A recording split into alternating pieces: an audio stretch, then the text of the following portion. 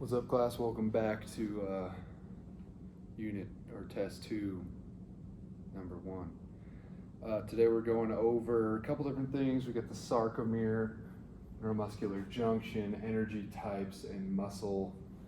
I guess you could call it the cross-bridge cycle. So I'm going to start over here with the sarcomere.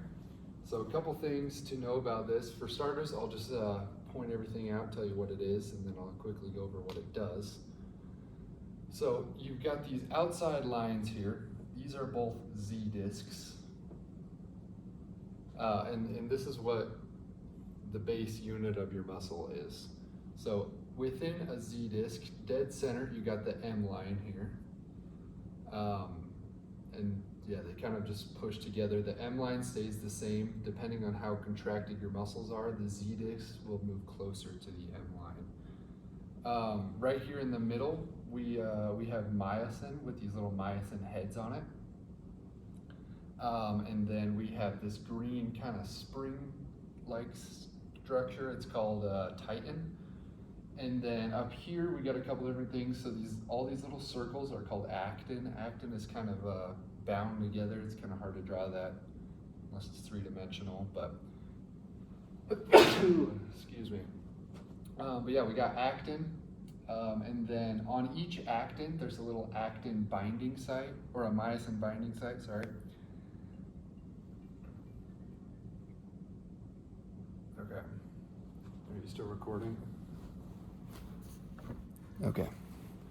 But yeah, we got the binding site on there that binds to actin. Yeah. Speaking of which, a couple other things. So then we have tropomyosin. It's kind of this red line, and it covers all the binding sites. And then on top of it, we got troponin.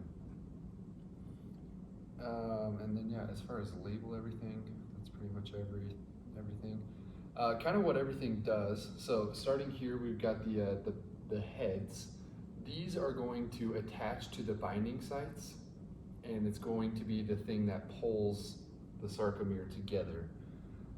There's a cocked version and an uncocked version, which I'll go over a little bit more in the cross-bridge cycle.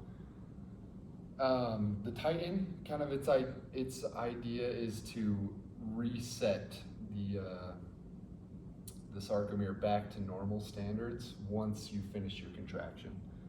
Hence the kind of springs it back into place. And then troponin. So you got here. Let me get this little kind of enlarge this here. So you got this little 3-circle shape. These all have different binding things that they do. So there's troponin 1, troponin T, and troponin C. Troponin C binds to calcium, troponin T binds to tropomyosin, and troponin 1 binds to actin. Calcium, it has binding sites on it. There's 2 high affinity and 2 low affinity binding sites that are on calcium.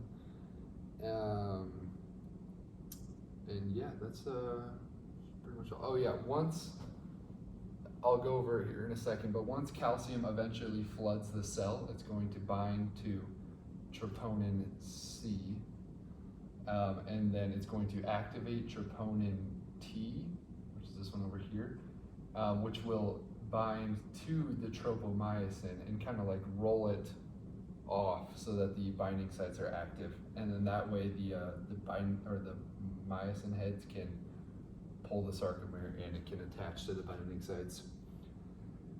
So yeah, that's pretty much everything. A few other things that I'll label. So yeah, you got your M line right here. The area of the myosin is called the A band. The area of what is this called? Like the actin and the titin. And it'll also be on this side as well. There's another one, but I didn't draw it. This is going to be called the I band. And then the whole entire thing, is sarcomere. So yeah, that's kind of that. moving on here to the neuromuscular junction, kind of how it works. So this is a neuron up here, and then this is your skeletal muscle, any part of your body you choose. So up here you got the neuron, and then right in this area we call it the synapse. So in the synapse there's these little, what do you call them? Something that has acetylcholine in it. But yeah, there's these little vesicles, and they have a bunch of acetylcholine in them. And so what happens as the action potential comes down the neuron, it's going to open up this voltage-gated calcium channel here, flood calcium into the cell,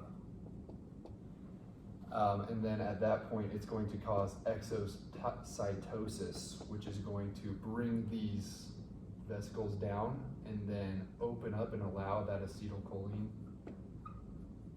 to enter the synapse itself. And then from there, the acetylcholine is going to come to bind to these receptors and open them. A couple different ones that we got here. So there's voltage-gated channels. There's also ligand-gated channels. And then yeah, there's voltage and sodium. So voltage, or the sodium's, when it's activated, the sodium's going to flood in. Potassium's going to go out. And this, I believe, is just for acetylcholines. Acetylcholines will come into the cell as well. But basically, this just continues the action potential. It's going to propagate down. This thing is called the T-tubule. These markers suck, but yeah, it's going to continue this action potential down the T-tubule. It's going to activate more voltage-gated sodium channels, potassium channels, ligand-gated channels, eventually till it gets down to this little system here. Going back to black, it's like the only good color here.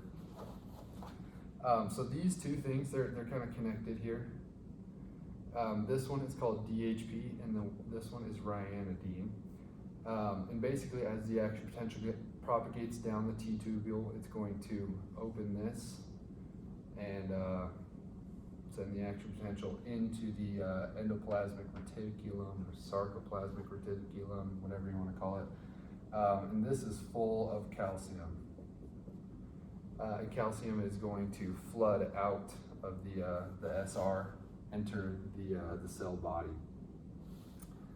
And then, yeah, and just to kind of bring it back. So once that calcium floods the cell body, then it's going to come and attach to troponin C, take everything off, take off the tropomyosin, and then start the contraction of the muscle. And that's how you get your biceps, or a little bit of that, you know.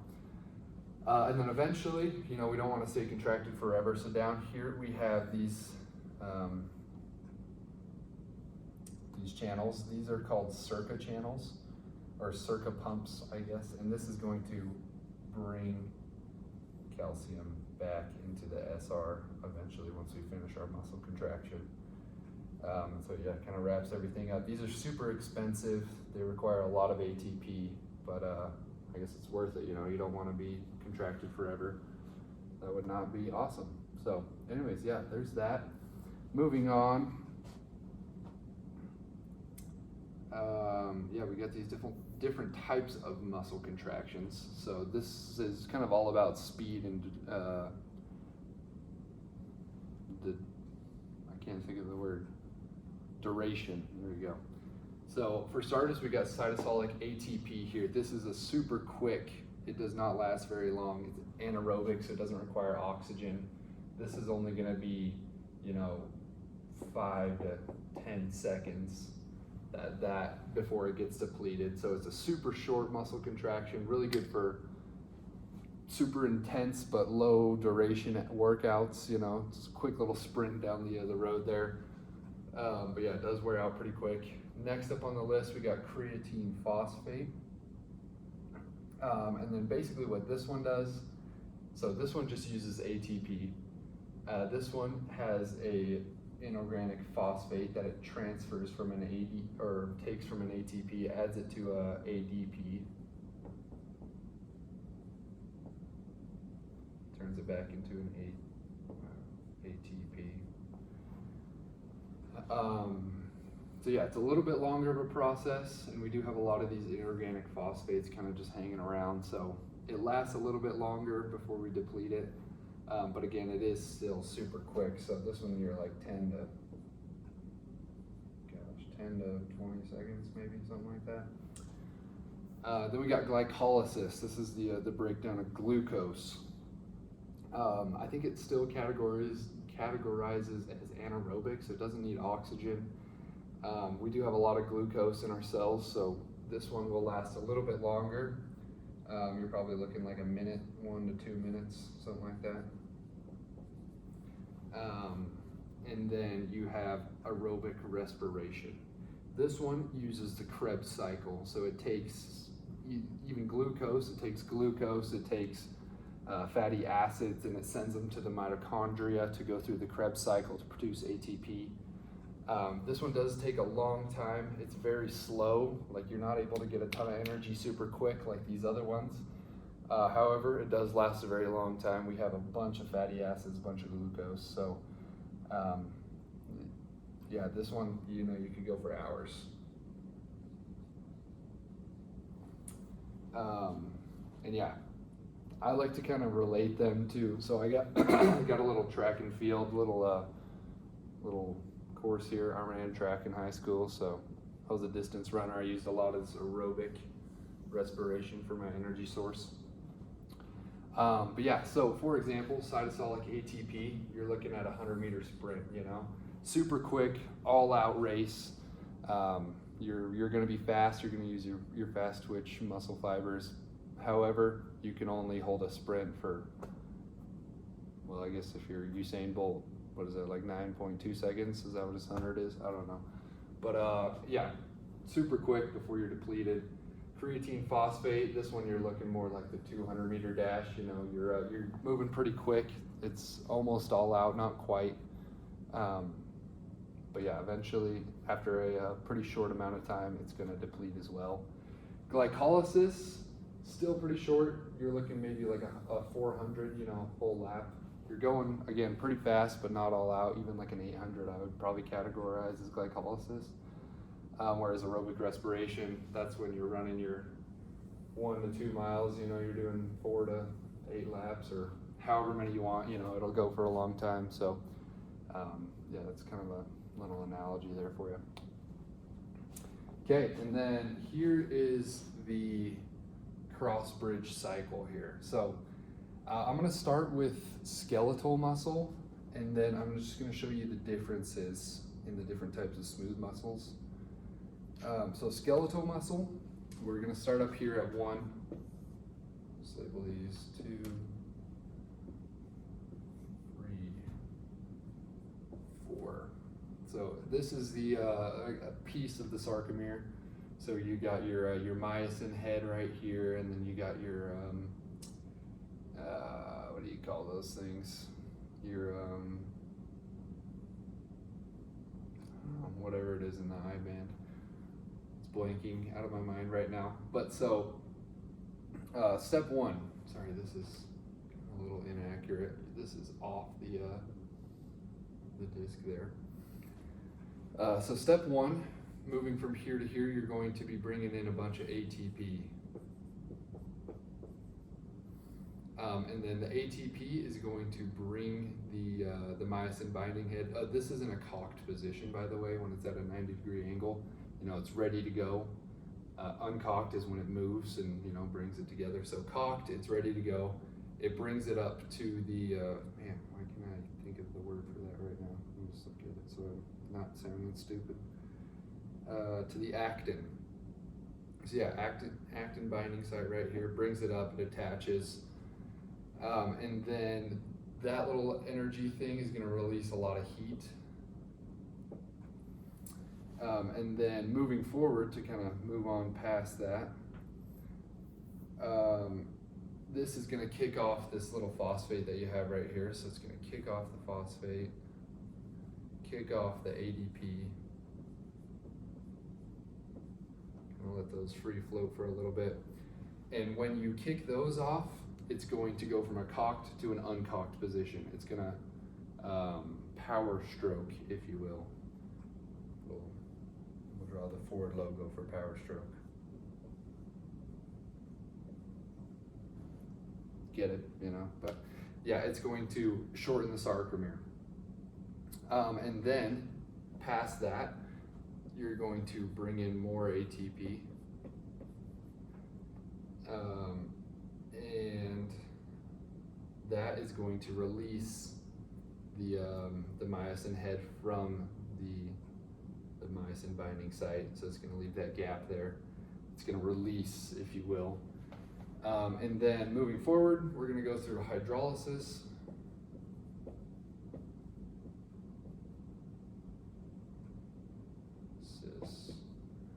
To attach the, or to, I guess, separate the phosphate from that ATP and make it ADP.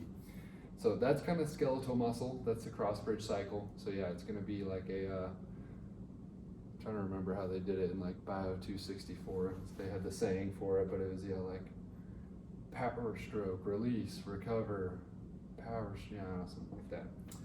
So anyways, yeah, that's kind of skeletal muscle. Which one of these works the best? Guess we'll go with red. And then there's kind of two different types of smooth muscle contractions, phasic and tonic. I'm gonna start with phasic here. And so the difference here, rather than ATP, we're gonna be bringing in calcium. We're gonna be bringing in MLCK, and, or I guess ATP as well. So you're gonna have calcium, MLCK, and ATP. And what that's gonna do is, from the ATP, you're gonna gain an extra phosphate down here. And then it's going to still release a bunch of heat, that kind of stuff. Still gonna go through releasing, moving on from 2 to 3, it's still gonna release the phosphate and the ADP. It's still gonna have that one phosphate attached as well, so rather than 2 from here, it's gonna have 1. It's still gonna gain ATP here. Still gonna have your inorganic phosphate. And then finally here in step 4, it's going to release that phosphate. And then it's gonna bring in MLCP. And I believe what that does is, rather than bringing it back to here, it's going to bring it all the way back down to this one, making the contraction faster. This doesn't have to go through that much work, so it lasts longer. So yeah, that's phasic. And then let me erase all these here. Actually, most of it is kind of the same. The main difference is down here. It's going to bring in some MLCP. And then this one, so kind of the idea with bringing that MLCP, you're not going to have these inorganic phosphates attached anymore. It kind of blocks the myosin binding head from doing anything. So ATP is still going to come in 3, but it's going to bounce straight off. It's not going to be able to bind. And then and then moving forward, what we call this is the latch state. So rather than hydrolysis, it's latch state. And this is going to take a really long time. So, anyways, yeah, that's tonic. And then last little things to go over here. Go back to black. So yeah, we got these 2 different types of contractions, I guess. So you got muscle spindle, and then you got Golgi tendon organ, or reflexes, or maybe not reflexes, but yeah, I guess you could call them reflexes. So the difference between the 2 of them, well, the similarities, I guess, first is they're going to stretch the muscle or stretch the tendon. But the difference is muscle spindle responds to stretch, whereas GTO responds to tension. So yeah, like the example in class, a great Golgi tendon stretch that you could do is a contraction and then hold it for 5 to 10 seconds, release, and then you'll be able to stretch further. Whereas muscle spindle, it's kind of like a reaction, I guess, type of thing.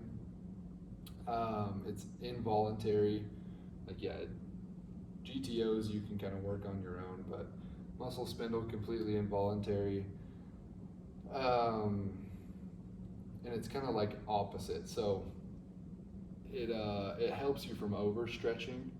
So like, for example, if you were to kick a football, you know, you're contracting your quad, but at the same time, you're simultaneously relaxing your hamstring so that you're able to stretch a little bit further. And then once you get to a certain point, they kind of flip-flop and your hamstring will contract so it doesn't go like too far. But anyways, so yeah, those are kind of like the main difference there. And then withdrawal versus stretch reflex. Withdrawal, pretty simple. Like if you touch your hand on a stove, you know, it's gonna immediately shake off. It's not necessarily something that you sit there and you're like, oh yeah, my hand's burning, let me pull it off, but it just immediately. Or yeah, you know, you get shot with a BB gun, you're gonna like flinch. It just happens.